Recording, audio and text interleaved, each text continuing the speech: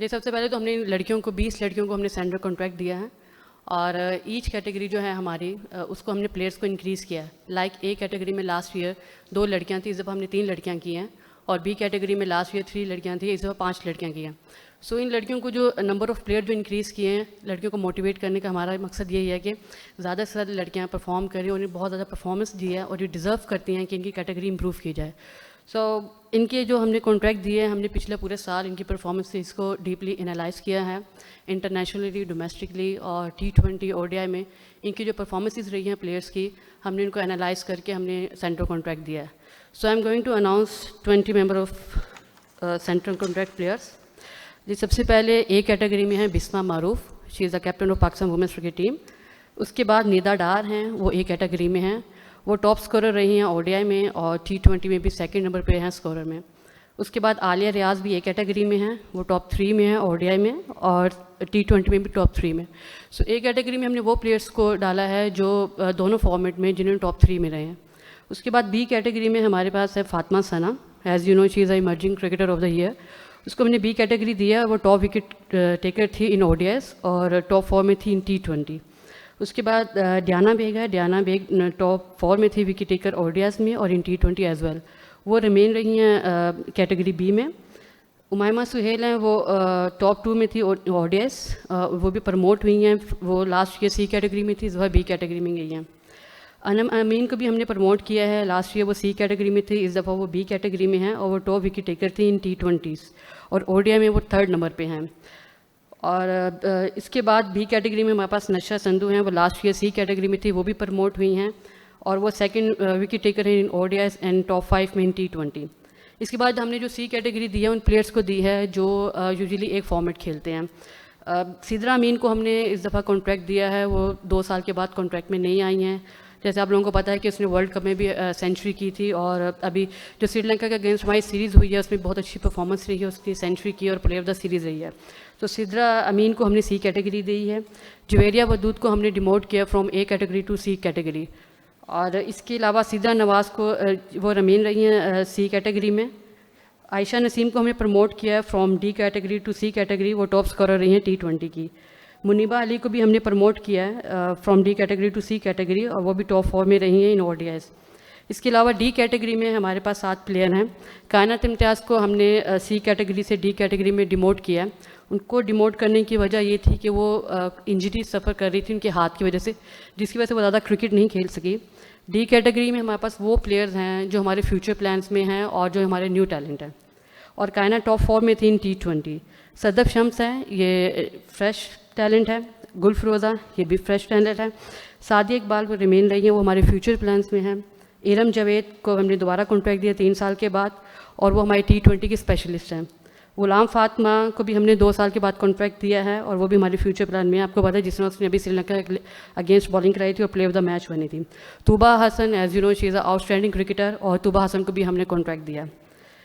इस 20 लड़कियों में 8 प्लेयर ऐसे हैं जिनको हमने प्रमोट किया है, 2 प्लेयर ऐसे हैं जिनको हमने डिमोट किया है, 4 प्लेयर्स हैं जो सेम कैटेगरी में रहे हैं और 6 प्लेयर हैं जिनको कॉन्ट्रैक्ट मिला है। इनमें से 3 प्लेयर ऐसे हैं जिनको फ्रेश कॉन्ट्रैक्ट मिला है और 3 प्लेयर्स पुराने हैं।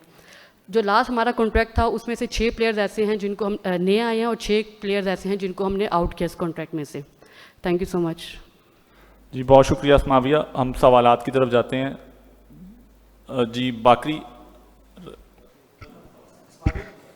जवेरिया पाकिस्तान के लिए एक अरसे से क्रिकेट खेलती रही हैं। जब बिस्मा आगे पीछे होती थी वो पाकिस्तान की कैप्टन भी थी। आपने मेंशन किया है कि उनको ए कैटेगरी से सी में ले गए आप। तो जवेरिया पे स्पेसिफिक आप क्या कमेंट करना चाहेंगी? और दूसरा, आपने खुद कहा, आपने एतराफ़ किया अपने ओपनिंग स्टेटमेंट में कि सिद्रा ने सेंचुरी स्कोर की और कराची में भी बहुत अच्छा सिद्रा अमीन खेली हैं। सिद्रा और सिद्रा सी में है और जो बी कैटेगरी की प्लेयर हैं, आप उसका कंपैरिजन भी थोड़ा कर दें। जी ज़रूर। जी जवेरिया की मैं पहले बात कर लूँ, no doubt she is a wonderful player और हमने उसको सी कैटेगरी इसलिए दिया, हमने उसको डिस्कार्ड नहीं किया। लास्ट टाइम जो उसने वर्ल्ड कप खेला था उसको इंजरीज थी जिसकी वजह से वो कैरी नहीं कर सकी थी वर्ल्ड कप, और जो उसकी लास्ट ईयर की परफॉर्मेंस थी उसकी इतनी अच्छी नहीं थी। अगर उसकी आप करियर की एवरेज देखें तो उसकी मोर देन 30 थी, बट लास्ट ईयर उसकी जस्ट 14 की उसकी एवरेज थी। हमने उसको पाकिस्तान टीम का कप्तान भी बनाया था, हमने उसको ऑनर भी दिया था, बट अनफॉर्चुनेटली वो परफॉर्म नहीं कर सकी और टीम ने भी वैसा परफॉर्म नहीं किया।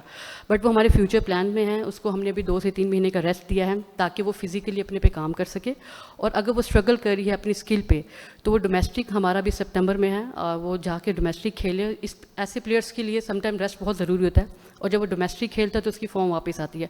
तो हमारे लिए बहुत ज़रूरी है कि जवेरिया बदूद की फॉर्म वापस आए और वो पाकिस्तान के लिए सर्व करे, और she is a no doubt she is a wonderful player और she is a very important player, और इसी वजह से हमने उसको कॉन्ट्रैक्ट दिया है, हमने उसको कॉन्ट्रैक्ट से डिस्कार्ड नहीं किया।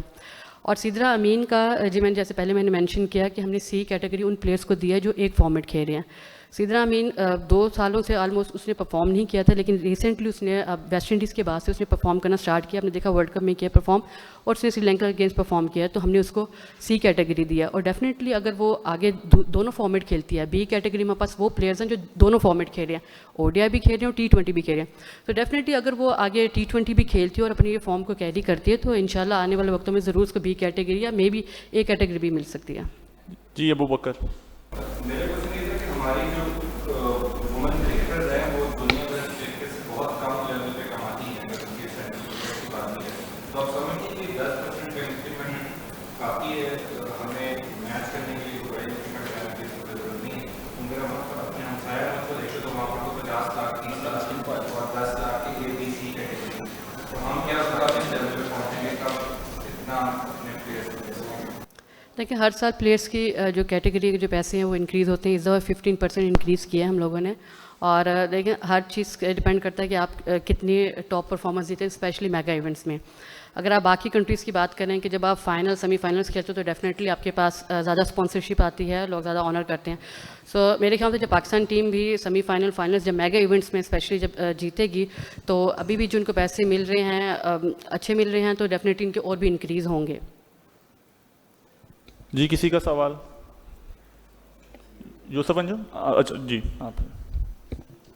मैम हमने देखा है कि लास्ट ईयर और उससे पिछले साल हमने नजिया अलवी को कॉन्ट्रैक्ट दिया, लेकिन इस साल हमारे कॉन्ट्रैक्ट में नजिया अलवी नज़र नहीं आ रही, तो किस बेस पे उन्हें बाहर कर दिया? क्योंकि हमने पिछले 2 साल से उनको कोई क्रिकेट नहीं दी, फिर भी हमने उनको कॉन्ट्रैक्ट दिया, तो ऐसी क्या वजह है कि नजिया इस दफ़ा नहीं है? जी जहाँ तक नजिया अलवी की बात है, उसको हमने हमेशा अपने साथ कैरी किया है। टीम ने जहाँ भी ट्रैवल किया, क्योंकि आपको पता है कि लास्ट टाइम कोरोना की वजह से हमारे 20 या 25 प्लेयर्स ट्रैवल करते थे, तो नजिया अलवी हमेशा टीम के साथ ट्रैवल किया है, हमने उसको साथ रखा है। और वेस्ट इंडीज़ में भी वो टीम के साथ गई थी, उसने वहाँ पे विकेट कीपिंग की थी, बट वो उस तरह की कीपिंग नहीं कर सकी जो बाकी प्लेयर्स जो हमारी इस वक्त टीम की डिमांड है। इसी तरह हम मुनीबा अली को और गुलफरोज़ा को उनको हम ग्रूम कर रहे हैं, क्योंकि हमें ऐसा विकेट कीपर चाहिए जो साथ बैटिंग भी कर सके। सो अपॉर्चुनिटी है। इसके साथ जिस भी मैं 20 लड़कियों के नाम बताएं, इस तरह हमने एक अच्छी चीज़ किया है चेयरमैन साहब ने कि उन्होंने हमें क्वेश्चन दिया है कि हम 5 प्लेयर्स को और भी ऐड कर सकते हैं। सो हम लोग वेट कर रहे हैं कि हमारा बहुत इंपॉर्टेंट टूर्नामेंट है अभी अंडर 19 का अगस्त में, उसके बाद सितंबर में डोमेस्टिक है। सो वो जो 5 हमने जो प्लेयर्स के लिए क्वेश्चन रखा है कि वो जो भी प्लेयर उसमें परफॉर्म करेगा आउटस्टैंडिंग, देन हम उसको कॉन्ट्रैक्ट देंगे। हम चाहते हैं कि हम कॉन्ट्रैक्ट्स उनको दें कि जो प्लेयर टॉप परफॉर्मर हो। आप देखेंगे जिन जिन को भी प्लेयर को हमने कॉन्ट्रैक्ट दिया उन सब ने टॉप किया है इंटरनेशनली।